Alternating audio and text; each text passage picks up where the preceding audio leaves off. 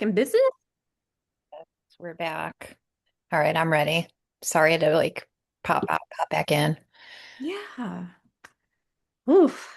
I don't know, like So, sorry to get a little emotional here, but goodness. so she in the room, she came out of anesthesia long enough. She looked me and my dad both dead in the face. Now my brothers, I feel like they were there, but I think they had left at that point. Or maybe they'd only let two of us back at a time. Mhm. Um, but she was like, tell me what they found. And I'm like, no, no, we were like, no, we don't want to tell her anything right now. And I remember me and my dad just kind of looking at each other and I'm just like, just tell her. So we told her and she's like, okay. And then she goes to sleep and we're like, that was weird. But she already knew. Like she was just waiting and she had talked to the doctor and the doctor had told her like, I promise I'll tell you, I won't hide anything from you. And then the next day when we came back, they're like, they did their dissection or whatever their lab does, and they're like, yeah, it's stage 4B, which I'd never heard of. And I'm like, oh, that's not good. At this time, my mom was 51. Mhm. So over the next, 2.5 years, yeah, she fought very hard, and what was on her side was her youth and her strength and her inner grit and determination. Um, but she went through a lot, and fast forward 2.5 years later, she passed away. She was 54. It was July the 26th of 2018, and her birthday was July 30th, and not I, but someone planned her funeral viewing for her birthday. So Mm. I can't go there. Um, I was left out of everything. That was like a whole other, I was left out of everything. Like immediately, it was like, oh, this is all Jennifer's fault. I'm like, oh, not cancer. I took my mother out, but um, my husband and I, we were not married at that time. We were engaged, and literally we buried my mom on July 31st, and August the 1st, we left. We got in the car. Like our stuff had already shipped. We were already in the middle of moving. I actually signed on my house. Like I sold my house and I signed the paperwork the morning that my mom died, like before she died. I signed my paperwork that morning. Yeah. Like in my mind, I thought, okay, like she's not doing well. She's very ill. She was in the Cleveland Clinic, which I give all the accolades to, like that medical system, the doctor. I mean, the nurses, most especially, could not have been more wonderful, accommodating. Just there's not enough nice things to say about healthcare workers. Um, but yeah, my mother, she never had an opportunity. I mean, even now, there's some medications that are out there that she may have responded to positively. We don't know.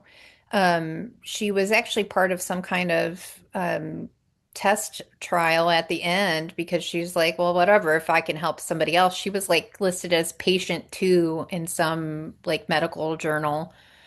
Like she tried out. I feel like it might have been it's one of those targeted, they call it like targeted specifically to a DNA structure.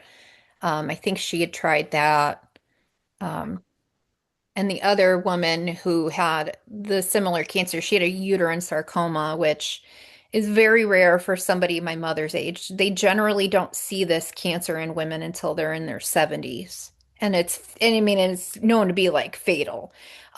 If you have 6 months, it's miraculous. Like this is a very, very, very serious cancer. Not that any cancer is not serious, but this one is like a, a death sentence, basically. And yeah, she. she went through some shit. I mean, on top of everything that just went down in that period of time, I'm trying to keep on topic because I could go into so many tangents of what went down of like my dad having an affair, another one, and my siblings being my siblings, and somewhere in there that I had stopped dating for a while and I was just focused on me and my two dogs at that time and taking care of my mother and taking care of myself. I changed jobs two different times. Well, no, I once during that time period I changed jobs and my life changed so dramatically in those 3 years with the side set of what was going on with my mom. And then about 6 months before my mom died, I met my husband. Oh. And so she actually did meet him. Like she knew him and nobody treated him well. And I shouldn't have been surprised. And after we were married, he said something to me. Another incident went down and he's just like, well, why didn't you tell me? And I'm like, because you wouldn't have married me. Because you would have got the hell out. I don't blame you. Why do you think I was trying to keep it on down low, sir? I was trying to lock that down. Mhm. But yeah, my mom she went through hell. She really did. And beg anybody, if you feel like you have a problem, get another opinion. It could have saved my mom's life, I don't know, but would it have given her more time? Probably. Probably. She's 54 and gone. She had, both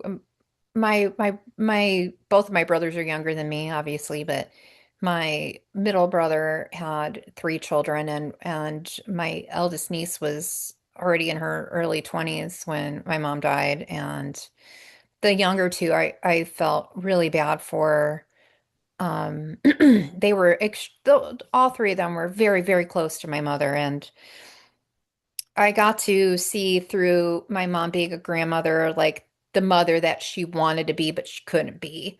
And it gave me a lot of hope and it made me feel good for her that she got to be like she had that second chance. And I think a lot of grandparents take that opportunity to be a better parent to their grandchildren. There's a whole other line of like, hey, that's my kid, not your kid.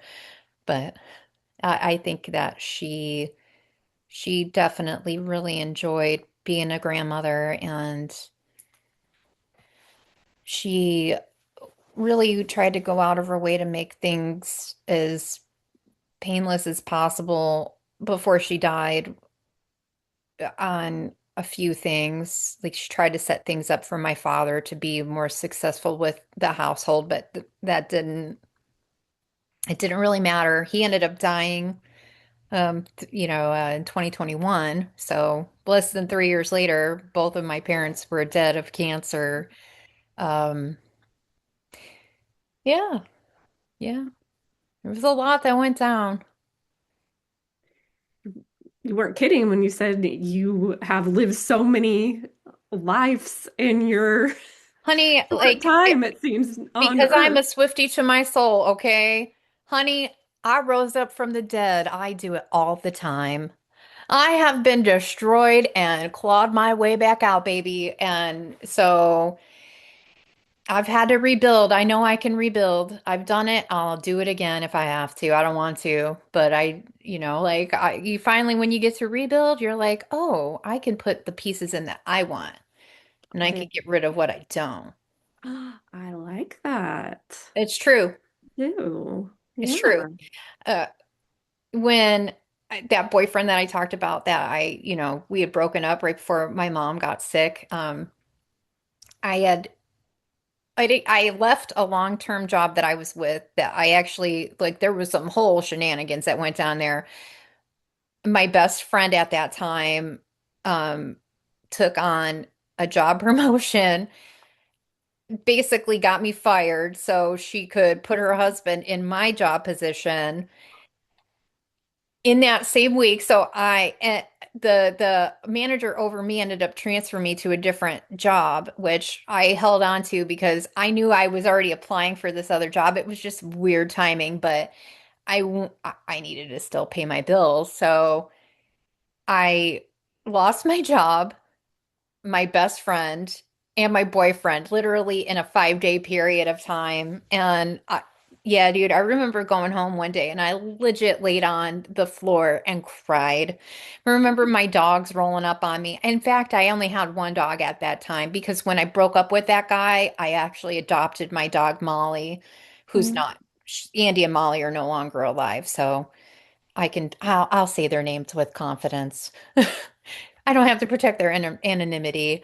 Um, yeah, I remember my dog Andy kind of just like sniffing my face. Like I remember just laying there I'm I'm gonna die. Like not like gonna take myself out, but just like I'm gonna die. Like I'm just gonna lay here and just like Yeah. and just I just remember those days. That was like yeah, that week sucked. And I Mhm. had a friend who he was going through a breakup at that time. And so we kind of commiserated a lot. It was a good friend of mine from high school. Like we never had any kind of weirdness or anything like that. But I remember he was like in love with a stripper. And she ended up like, she was using him and it was very sad. And he's gone on with his life and he actually married a girl we went to high school with.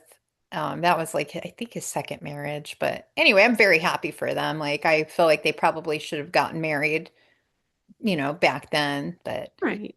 um I remember he would just call me and talk about like this girl, and I was thinking to myself, like, I'm actually relieved to be talking about somebody else. So I don't have to deal with my own problems. Right.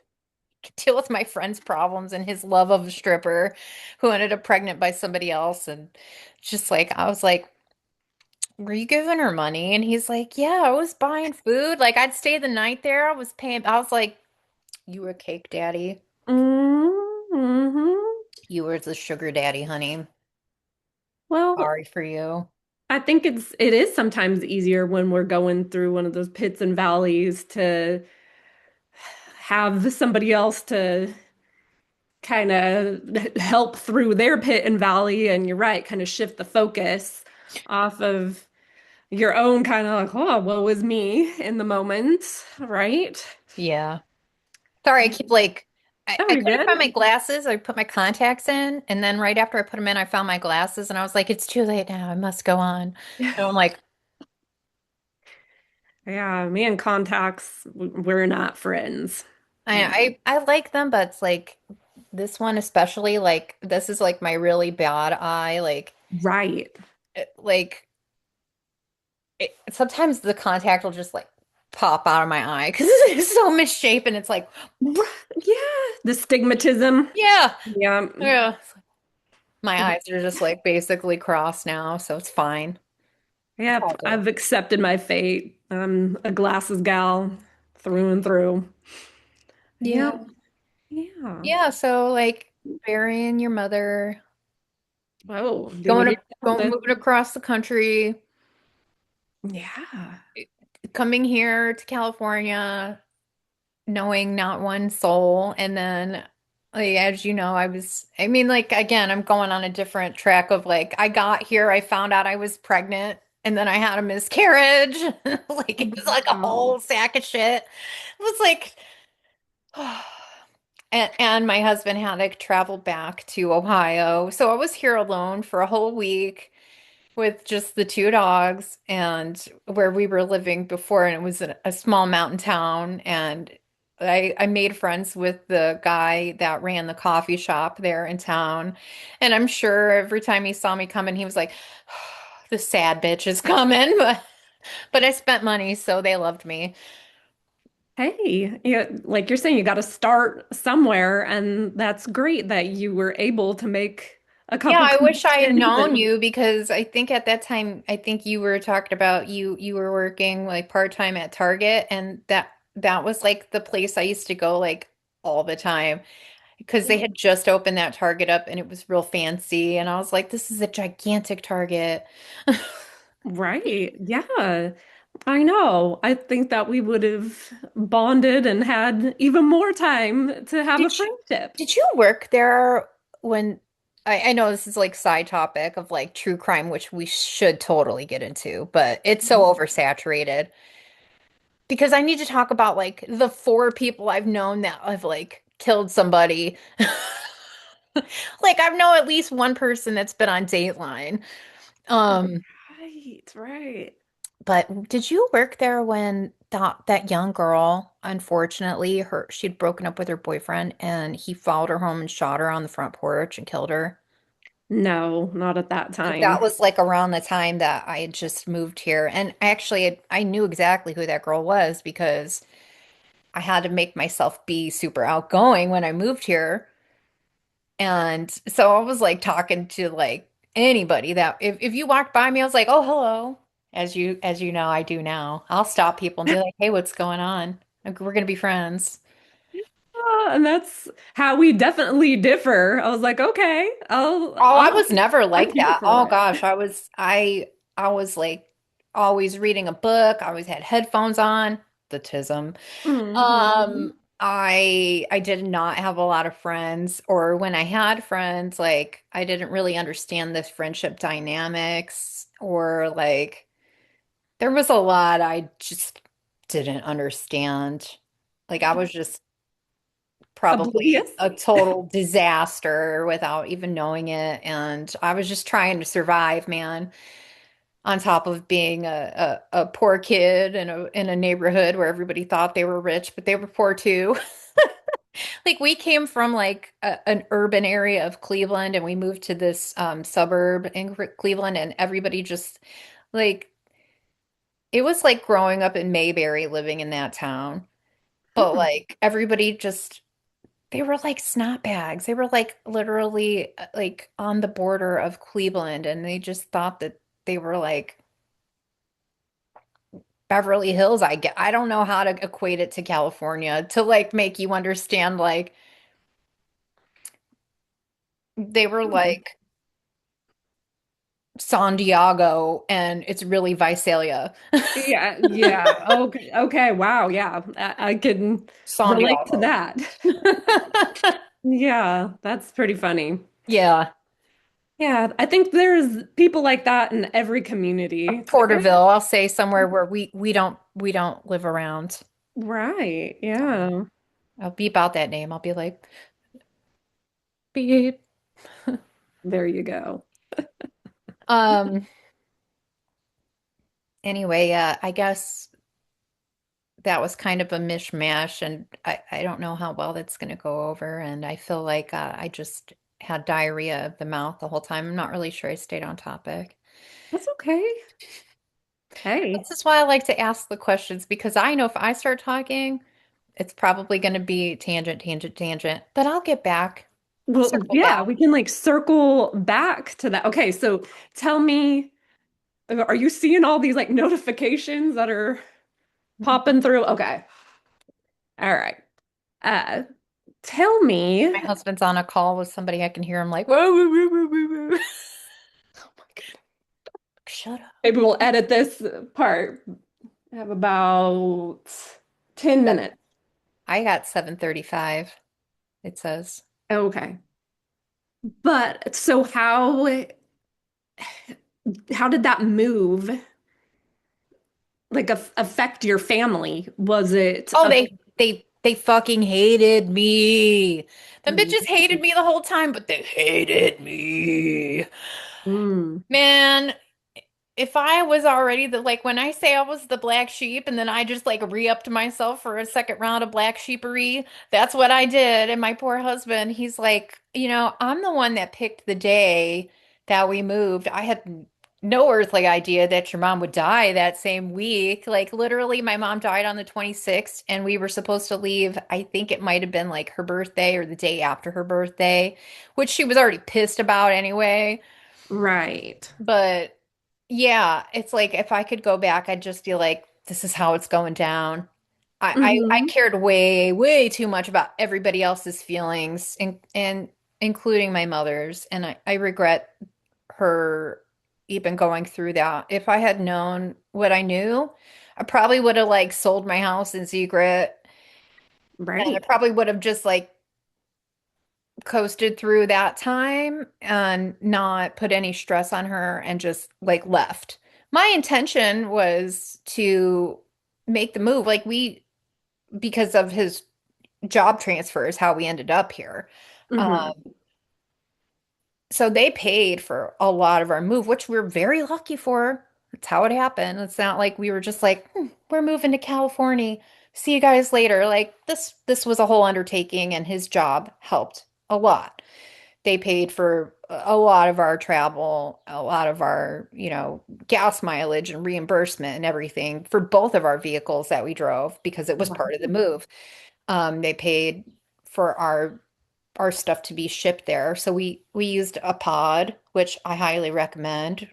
Oh, Not we've not done the same. Yeah. not what do they say? Not a paid sponsor, but maybe one Hmm. day I'll tell the story of how Pods was incredible.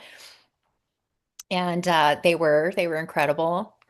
And so I'd packed all my things and um like the day before my mom died, I think, or like 2 days maybe, my stuff was gone. Like my stuff shipped. It was gone. And I just had this notion in my mind that she was going to be okay, that I was going to make the trip, drop off my car and my dogs, and I was going to get on a plane and come right back. In my Hmm. head and my heart. And those were my plans of like, I'm getting there and I'm coming back to be with my mom, even if I have to be here for another month, like I have to make this move. Like my husband needs to make this move. He needs to be here. Right. He couldn't miss any more time, and then because we were not married at that time, he couldn't even get bereavement. Um, that was a whole other thing that happened with him. So, but it was unfortunate. But he was there with me when she passed that day. I'd actually had to leave. I'd been there since like 4 or 5 in the morning, and it was the evening, the early evening, like maybe 4 or 5 o'clock, and I left to go let my dogs out, and I had to go to dinner with a friend of mine that because I was leaving, and then I got the call from my brother that it was happening right now, and I was like a half hour away at a random mall, and yes, I was at Great Northern Mall when my mom died and with my friend Kelly. And yeah, that's how I found out she died. I was sitting in the parking lot, and when she died, this huge storm happened. Like like this gigantic storm happened. Like I thought there was going to be a tornado. It was very bad. But my husband, he was actually in the area at his parents' house dropping off a few things. And this poor guy at that time, he lived like 2 hours from me. So he drove 2 hours, drops his stuff off at his parents, coming back to my house. And at the same time, he's selling his house. Like there's all these other things going on.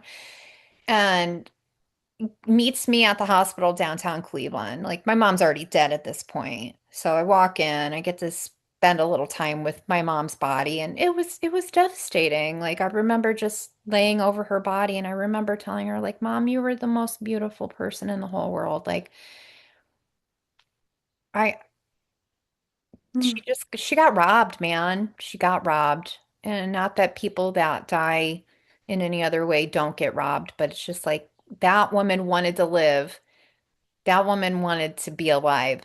She fought for every moment she had. And that was the same week Demi Lovato had a drug overdose. And I had like irrational beef with Demi Lovato for years because I was like, this bitch, she's got everything and she's gonna just throw it away with a drug overdose. Like my mom would have begged for those years of life that you had. Like this poor lady is going through her own problems, and I'm just like scapegoating somebody I'll never meet.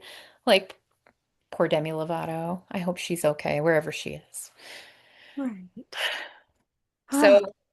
it was rough, man. And I kind of have like bits and pieces of that night in my mind. And it was hard. It was very hard times, but he came home with me, and this poor guy got up at 4 o'clock in the morning and drove 2 hours back home so he could go work his last day of work because it was literally like he had to wrap up. He had to go back. But like, yeah. That's what I'm saying. Like, that man's my ride or die. Wow. I'm so glad that you had that connection, that He's deep the only, connection finally, and especially that, by that time, he was literally the only one in my corner. The only mm, one. Like if I would have not showed up, they would have vilified me. But even though I was there, I was still, no matter what I did. I actually wanted to leave. I was like, we should just go. Like, fuck it. I'm not even gonna go to her funeral. That's how bad it was. But he made me go, and I'm glad he did. yeah, in hindsight, I bet you did appreciate him making you go. Oh yeah, sure I Yeah. do. And I'm glad because I have more of a backbone now that I'm like, I don't care anymore. I don't care. Guys ain't gonna like me anyway. I don't care. And this Yeah. applies to other stuff that we've gone through. I'm like, whatever. You're gonna find something that you don't like. So I, I have no ill intent, no beef with anybody. If they want it, if you want that smoke, I'm gonna give it to you. And hey, I'm just so proud of you for taking those experiences. And I know I've kind of said this, but to reiterate, I so glad that you kind of filtered all the good, the bad, and yeah, built yourself a wonderful life. And you took all those lessons that your mama taught you. And just by observing your kiddos, I see how much they're loved and the great connection that you have with them. And that they're just so smart and beautiful and kind. Oh, I'm your trying mom, really hard. I really I'm am. so sorry. And your mom would just be so, so, so proud of the woman that you are today. Thank you. I Yeah. hope so. Mm, I hope so. I I know like to so. I like to feel I know like so. in my fantasies, like I moved here, my mom was okay, and I was like, Mom, leave that state. Like, come live with me. Yeah, Like in my alternate like fantasy reality, I'd be like, my mom came with me and she's she just like did. we started over elsewhere. Mm, that's a great way to heal and be in a positive headspace. And yeah, I think that's just beautiful. Yeah. Yeah, she was a cool person. She was super cool. Like nobody's without their flaws, and obviously it's like I'm not trying to drag her to I've made my peace, and I've come to the conclusion of just age teaching me that, she had very limited options and she was doing the very best with what she had, and she had no support. Outwardly, she had support. She was the only one holding that whole thing together. Yeah, And it just breaks my heart when I think about her, and I like situations and things I'm in. I so easily can handle something financially or with the help of my husband, and there's no issue with that, and there's no like huge fight or just random like I'm like, what kind of house are my kids growing up in? Like, we live in peace in here. We don't have like these knockdown, drag out, like, whole house screaming fights like I grew up with. Like I can't handle that. I can't do oh it. no, I can't let no, my kids be around it, but that's not the atmosphere we live in. And I fight very hard, like to make sure, well, I guess I don't have to fight so hard, but like I work hard. work hard, yes. My fake bling over here picking up the background. That's a nice bling. It's cute. I Yeah, like it. Nobody knows it's fake until I say, hey, it's fake. That's not my real ring, but I like it. yeah, it's getting the job done. Stops a random crackhead at the gas station from being like, hey, girl. And I'm like, hey, hey, you Nay, sure? nay. They don't care. Oh, yeah, they don't. Oh, somebody's breaking in. Just give me 1 minute. And now we gotta wrap this up too, because I gotta get to go get my kiddo. Yeah, well, my husband and the dog just busted in here and they're walking back out, so. Okay. Okay, well, another episode ended, and I'm probably gonna end up having to upgrade this because I'm tired of running out of time in 25 minutes or 30. Yeah. Anyway. All I right, know it buddy. goes by in a flash though when you're You're delving deep, huh? you're so fun to talk to. So are you. I love You're your so fun to talk stories. to. Oh, thank you. I love your stories too. Next time we talk, Hmm. preview, I want to talk about the time that you told me about the whole situation of your guys' lifestyle and like how you like the river bath. Like I want to talk about all that. Oh yeah. The river bath Hmm. tale. Yeah. We'll Hey, just I save think that's it. going to be a cool story. Yeah. I think so too. All right, awesome. And also your missionary work. Oh yeah. I like it. Yes, I yes. love it. That's what I'm saying. Like you're badass, dude. Right back at you. All right, love you lots. Talk to All you right. soon. It's a Okay. mom knock life, baby. All right. Bye-bye. Bye.